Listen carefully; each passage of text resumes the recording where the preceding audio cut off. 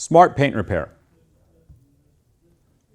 With the Dent Smart Paint Repair system, you're taught to repair minor damage, heavy damage, paint full bumpers, everything from a small bumper blend to a rip or a tear or a hole in a bumper, all the way up to restoring and refinishing an entire bumper. The average cost of a bumper blend is about $250, with the cost of materials being at about $20 per repair. Repair costs on a full bumper restoration range anywhere between $600 and $800, with the material cost of $20 to $35.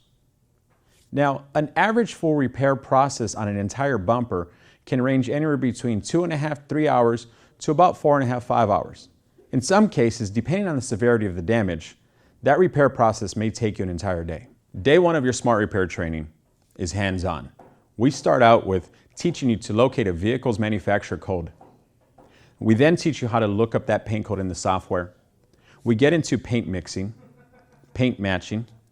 We teach you how to spray, practice spray out cards.